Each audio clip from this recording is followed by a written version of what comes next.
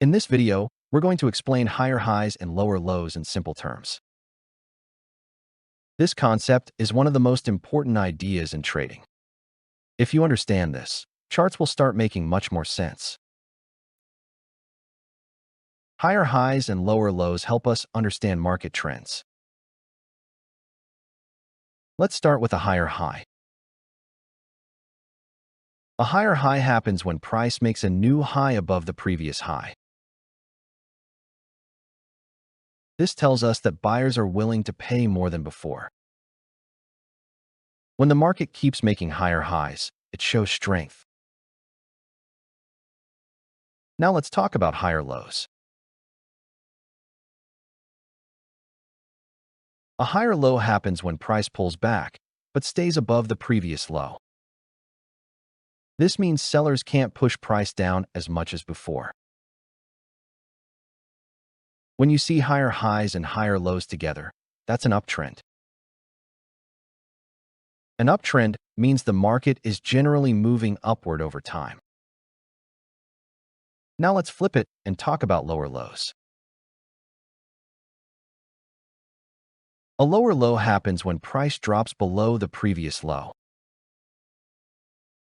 This shows that sellers are in control of the market. A lower high happens when price rallies, but fails to reach the previous high. This shows buyers are getting weaker. Lower highs and lower lows together form a downtrend. A downtrend means price is generally moving lower over time. If price is not making higher highs or lower lows, the market may be sideways. This is also called a ranging market. Many beginners make the mistake of forcing trends that aren't there. Always look for clear structure on the chart. Another mistake is focusing on very small time frames. Zoom out to see the bigger picture. Higher time frames usually show cleaner highs and lows. Remember, trends don't move in a straight line. Pullbacks are normal, even in strong trends. What matters is whether structure is being respected. Higher highs and higher lows mean buyers are winning. Lower highs and lower lows mean sellers are winning.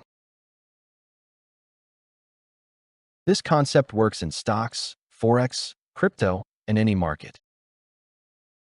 Before using indicators, learn to read structure first. Market structure is the foundation of trading. Key takeaway: trends are defined by highs and lows.